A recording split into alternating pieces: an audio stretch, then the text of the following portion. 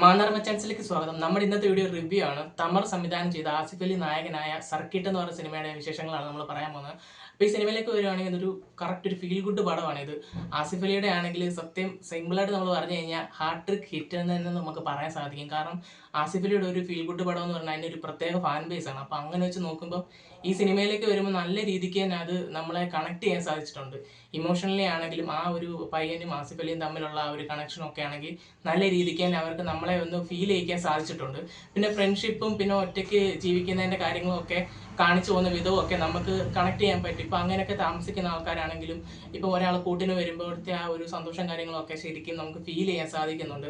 പിന്നെ ഈ സിനിമയിലാണെങ്കിൽ emotional connect തന്നെ അല്ലാതെ വേറെ കുറേ നല്ല നല്ല മൊമെൻറ്റ്സും കാര്യങ്ങളൊക്കെ ഈ സിനിമയിൽ തന്നെ ഉണ്ട്. ശരിക്കും നമുക്കൊരു ലാഗ് അടിക്കാതെ കണ്ടിരിക്കാൻ പറ്റിയ ഒരു നല്ലൊരു ചിത്രമെന്ന് നമുക്ക് പറയാം.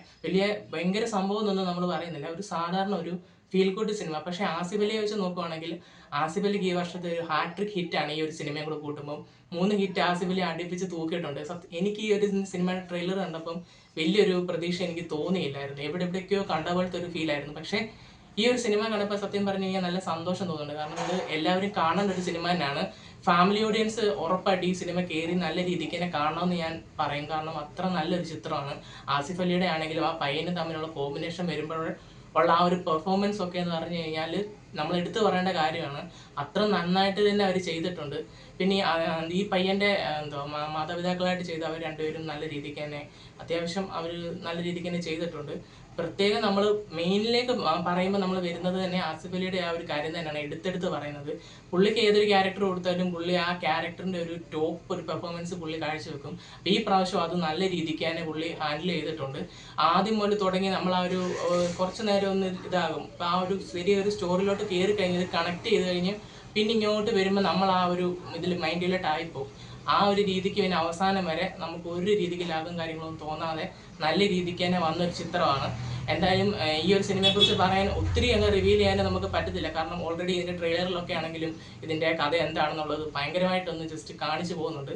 അപ്പം എന്തായാലും ഇത് ഉറപ്പായിട്ടും കാണുക. എന്തായാലും ഒറ്റയ്ക്കൊക്കെ താമസിക്കുന്ന ആൾക്കാർക്കൊക്കെ ആണെങ്കിൽ ഭയങ്കരമായിട്ട് കണക്ട് ചെയ്യാൻ സാധിക്കുന്ന ഒരു ചിത്രം തന്നെ ആയിരിക്കും ഈ സിനിമ.